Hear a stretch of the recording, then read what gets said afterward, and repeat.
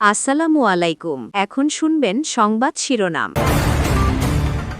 দশম গ্রেড বাস্তবায়নের দাবিতে সারা দেশে সরকারি মেডিকেলের টেকনোলজিস্ট ও ফার্মাসিস্টদের কর্মবিরতি, কমপ্লিট শাটডাউনের হুঁশিয়ারি, রোগী ভোগান্তি চরমে।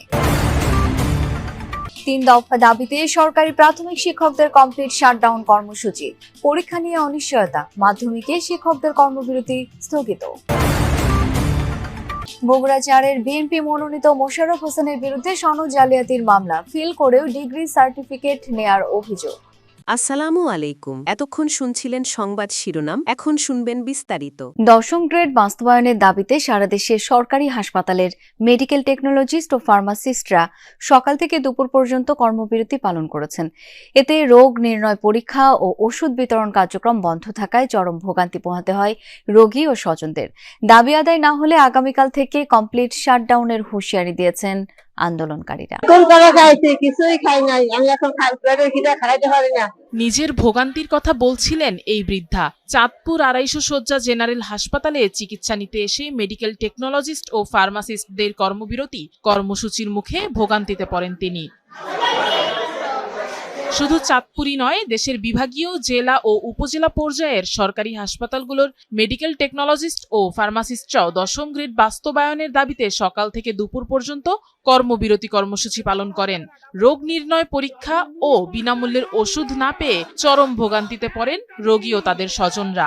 অনেকেই পরীক্ষা নিরীক্ষার জন্য ছোটেন বেসরকারি ডায়াগনস্টিক সেন্টারে। এখনো পারি না। আমরা বলছে যে 12টা পর্যন্ত এই কর্মবিরতি চলবে। সেক্ষেত্রে আমরা সাধারণ রোগীরা এখানে দাঁড়িয়ে আছি, আমাদের কোনো সেবা পাচ্ছি না। আমাদের একটা ন্যায্য দাবি, আমাদেরকে দশম গ্রেড না দিয়ে 11 নম্বর গ্রেডে আটকে রাখা হয়েছে। আগামীকাল থেকে লাগাতার শাটডাউন চলবে। আমাদের দাবি একটাই, দশম গ্রেড। এটা আমাদের দাবি না, এটা আমাদের অধিকার। রোগীদের জিম্মি করে দাবি আদায়ের এই আন্দোলন নিয়েও প্রশ্ন তোলেন সেবা নিতে আসা অনেকে। ছটার থেকে সিরিয়াল দিচ্ছি, ছটার থেকে দাঁড়াই লইছি। সবাই দাঁড়ায় আছে এখানে, আমাদের খুবই কষ্ট হচ্ছে। ওনারা কি বাস্তবায়ন করতেছে আমরা তো বলতে পারতেছি না, তো আমাদেরকে এরকম কষ্ট দেওয়া তো ঠিক না। আন্দোলনকারীদের অভিযোগ, বিভিন্ন সময় আশ্বাস দেয়া হলেও কর্তৃপক্ষের সদিচ্ছার অভাব ও আমলাতান্ত্রিক জটিলতায় তাদের দাবি বাস্তবায়ন হচ্ছে না।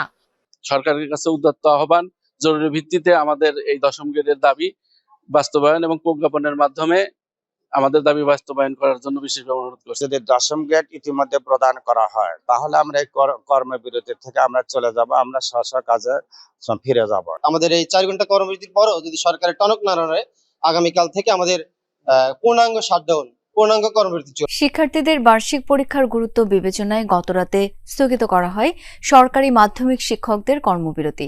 সকাল থেকে নির্ধারিত সময়ে শুরু হয় বার্ষিক পরীক্ষা, তবে রাতে হঠাৎ করেই কর্মবিরতি স্থগিতের নির্দেশ আসায় সব শিক্ষার্থীকে বিদ্যালয় খোলার বিষয়টি জানাতে পারেনি অনেক স্কুল কর্তৃপক্ষ। সেসব বিদ্যালয়ে আজ পরীক্ষা না হলেও আগামীকাল থেকে যথারীতি চলবে পরীক্ষা। এদিকে 3 দফা দাবিতে সরকারি প্রাথমিক বিদ্যালয়ে কমপ্লিট শাটডাউন চললেও বিভিন্ন স্থানে দেখা গেছে ভিন্ন চিত্র। কর্মসূচি শিথিল করে পরীক্ষা নিয়েছে কিছু শিক্ষক। আবারও যেন প্রাণ ফিরেছে বিদ্যালয়ে। সকাল সকাল কোমলমতি শিক্ষার্থীদের পদচারণে মুখর বিদ্যালয় প্রাঙ্গণ। শিক্ষার্থীদের পরীক্ষার গুরুত্ব বিবেচনায় দুদিন ধরে চলা সরকারি মাধ্যমিক শিক্ষকদের কর্মবিরতি স্থগিত করা হয়। তাই স্কুলগুলোতে নির্ধারিত সময় শুরু হয় বার্ষিক পরীক্ষা। তবে ভিন্ন চিত্র ছিল বিভিন্ন স্থানে। রাতে হঠাৎ করে কর্মবিরতি স্থগিতের ঘোষণা আসায় বিদ্যালয় খোলার বিষয়টি সব শিক্ষার্থীকে জানাতে পারেনি কর্তৃপক্ষ। এতে অনেক স্কুলেই পরীক্ষা হয়নি। সেসব স্কুলের শিক্ষকরা জানান আগামীকাল থেকে যথারীতি নেওয়া হবে পরীক্ষা। এতে অনেকটা স্বস্তি ফিরেছে অভিভাবকদের মাঝে। দাবি থাকবে, সরকারের কাছে বিভিন্ন দাবি দেওয়া থাকবে, কিন্তু স্কুল বন্ধ করে এবং পরীক্ষা বন্ধ করে নয়। একজন অভিভাবক হিসেবে আমরা চাই আমাদের সন্তানরা যেন শিক্ষা পায় এবং তাদের যেন পরীক্ষাগুলো ঠিকমতো হয় এবং শ্রেণীকক্ষে যেন তারা সুন্দর মতো ক্লাস করতে পারে। এদিকে গেল কয়েকদিন ধরে 11তম গ্রেডে বেতন ভাতা নির্ধারণ সহ 3 দফা দাবিতে কর্মবিরতি পালন করছিলেন শিক্ষকদের একাংশ। দাবি আদায়ে কমপ্লিট শাটডাউন কর্মসূচি পালন করেছেন সরকারি প্রাথমিক বিদ্যালয়ের সহকারী শিক্ষকরা। এরই মাঝে কোথাও কোথাও অভিভাবকদের সহায়তায় বার্ষিক পরীক্ষা নেন প্রধান শিক্ষকরা। কর্মবিরতি শিথিল করে পরীক্ষায় গার্ড দেন কিছু শিক্ষকও। প্রথম এবং দ্বিতীয় শ্রেণীর মূল্যায়ন নিয়েছি অভিভাবকের সহায়তায়। সমস্যা হয়েছে, তারপর আমার নেতে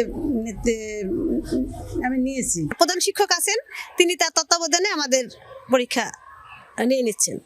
যেহেতু একটা বার্ষিক পরীক্ষা বাচ্চাদের ভবিষ্যৎ, এজন্য প্রধান শিক্ষক তার নিজ দায়িত্বে, প্রধান শিক্ষক এই আন্দোলনের সাথে জড়িত না, তাদের সংগঠন আলাদা, সেভাবে তার পরীক্ষাটা আমরা নিয়ে নিচ্ছি। শিক্ষকরা বলেন তারা অবিলম্বে নিজ নিজ কর্মস্থল ও শ্রেণীকক্ষে ফিরে যেতে চান, কিন্তু যতক্ষণ পর্যন্ত দাবি মানা না হচ্ছে ততক্ষণ পর্যন্ত কর্মসূচি চলবে।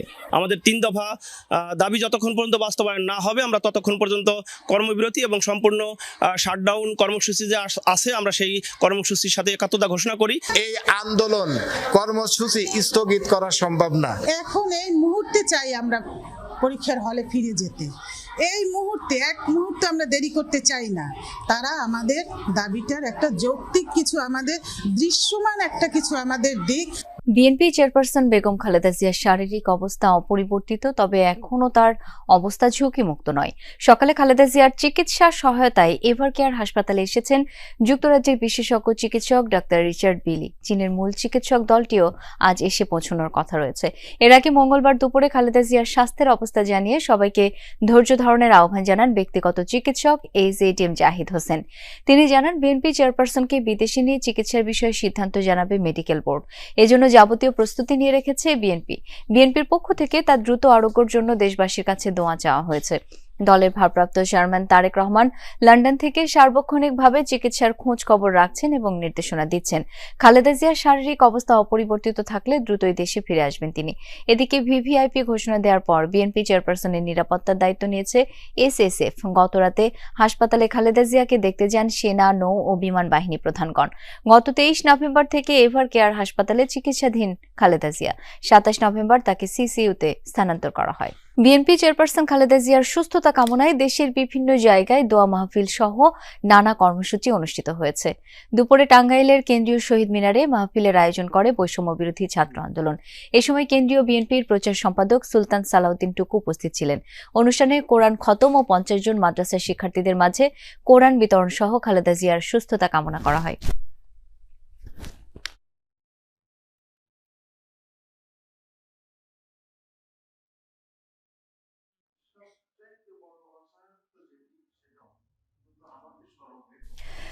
বাদজোহর নাটোরের কোর্ট মসজিদে জেলা জাতীয়তাবাদী আইনজীবী ফোরাম মাহফিলের আয়োজন করে। এ সময় আইনজীবী ফোরামের নেতাকর্মীরা ও সদস্যরা উপস্থিত ছিলেন। পরে নেত্রীর রোগ মুক্তির জন্য জনগণকে দোয়ার আহ্বান করেন তারা। পটুয়াখালীর বাউফলে সাবেক প্রধানমন্ত্রী খালেদা জিয়ার সুস্থতা কামনায় গরু জবাই করে মাংস বিতরণ করা হয়। দুপুরে উপজেলা বিএনপির যুগ্ম আহ্বায়ক সামুয়েল আহমেদ লেনিনের বাড়িতে গরু জবাই করা হয়। পরে স্থানীয় এতিমখানা, হাফিজি মাদ্রাসা দুস্থদের মাঝে মাংস বিতরণ করেন তিনি।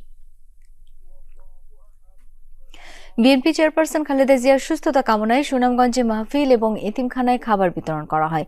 সুনামগঞ্জ 4 আসনে বিএনপির মনোনয়ন প্রত্যাশী অ্যাডভোকেট নুরুল ইসলাম এই কর্মসূচির আয়োজন করেন।